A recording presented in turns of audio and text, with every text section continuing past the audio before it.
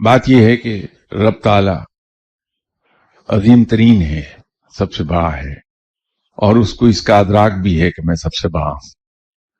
فرشتے ہمیشہ سے رب تعالی کو سجدہ کرتے آئے ہیں، چونکہ انسان کو اس نے اپنا نائب بنا کے زمین پر اتارنا تھا، اس کی تخلیق ہی کی گئی تھی بطور نائب کے۔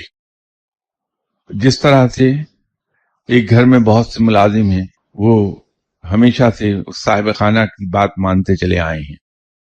اگر ان صاحب خانہ کی شادی ہو جائے تو بیگم کو جب لائیں گے تو نیکسٹ ڈے جب تعارف کرائیں گے اپنے ملازمین کا، وہ یہ کہیں گے کہ صاحب آج سے یہ میری وائف ہیں اور گھر میں ان کی حکومت ہوگی، آپ پہ لازم ہے کہ ان کی بات مانیں۔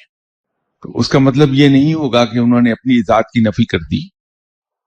ان صاحب خانہ کی گھر میں جو نمبر ایک حیثیت ہے وہ تو قائم رہے گی، لیکن چونکہ بیوی کی عزت کرانا مقصود ہے ملازمین سے، اور ملازمین سے وہ چاہتے ہیں کہ میری وائف کی بات مانے، یہ نہ ہو کہ وہ اس کی بات ہی نہ مانے کہ اصل صاحب خانہ تو وہ ہیں جو آج تک تھے پہلے۔ تو فرشتوں کو یہ یقین دلانا مقصود تھا کہ یہ تم سے بڑا ہے اور میرا نائب ہے یہ، تو یوں فرشتوں سے سجدہ کروا دیا۔ وہ سپریمیسی اسٹیبلش کی اپنے نائب کی فرشتوں پر۔ آدم اس غلط فہمی میں نہ رہ جائے کہ میں لائق سجدہ ہوں۔ اس پر جب کتاب اتاری تو یہ واضح کر دیا کہ سجدہ صرف رب کو سزاوار ہے۔